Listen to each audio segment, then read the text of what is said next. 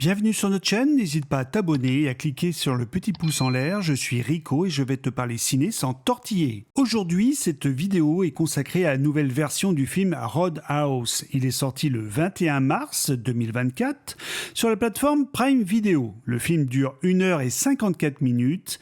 Il est réalisé par Doug Liman. Il a à son actif des films comme La Mémoire dans la peau, Edge of Tomorrow ou encore Monsieur et Madame Smith. Je parle bien du film. Au casting, nous avons l'acteur Jack Gyllenhaal qui joue le rôle de Dalton. On a pu le voir dans Prince of Persia ou encore dans l'excellent Zodiac. Conor McGregor joue le rôle de Knox. À noter que dans la vraie vie, il a été champion de MMA dans plusieurs catégories.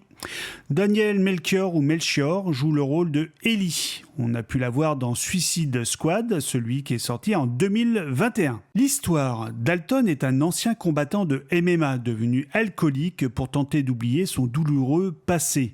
Jusqu'au jour où il va rencontrer Frankie qui va lui proposer un job comme videur dans un relais routier. Rien ne vaut une bonne polémique sur un film pour lui faire de la publicité. Apparemment, les studios auraient promis au réalisateur de sortir le film au cinéma. Or, les studios disent que non et ils ont mis le film directement sur leur plateforme.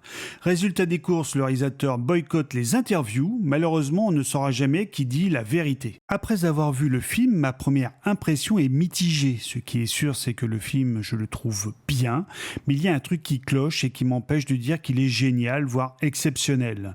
Pourtant, dans le film, l'acteur principal, Jack Gyllenhaal, est impressionnant. Avec son air blasé, son sourire narquois et sa musculature de dingue, on voit bien qu'il s'est énormément investi dans le rôle. Il tape, il encaisse, bref, il est crédible en videur et en combattant de MMA. Le bar ne fait pas quincaille, contrairement à celui du film Roadhouse de 1989. Je le trouve même imposant avec la plage juste à côté. C'est une super idée. Il y a de magnifiques paysages, le scénario reprend les grands axes du film original en prenant soin de modifier et de rajouter de nouvelles idées.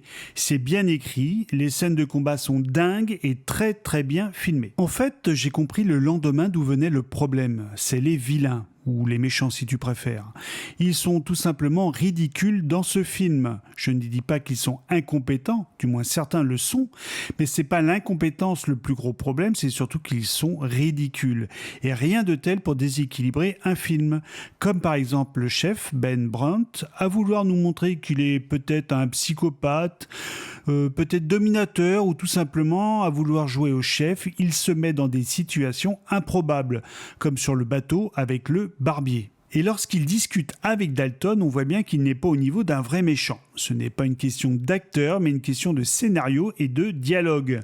Autre méchant qui est ridicule par moment, je précise bien par moment, c'est Conor McGregor. Et là, c'est un problème avec son jeu d'acteur ainsi que du scénario.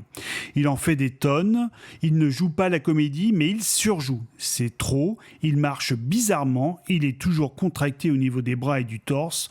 Rien ne fait naturel chez lui. Heureusement qu'il y a des scènes de combat où il assure grave, il est juste crédible à ce moment-là, et puis surtout pourquoi il se promène à poil sur un marché, tout ça pour nous dire peut-être qu'il est dingue.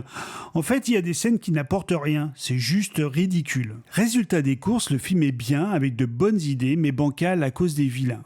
Je pense honnêtement que le film était un peu léger pour sortir au cinéma.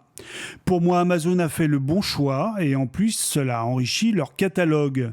C'est une belle acquisition. Je te conseille, si tu vois le film, de bien regarder jusqu'au bout, car il y a une dernière scène qui se situe dans l'hôpital.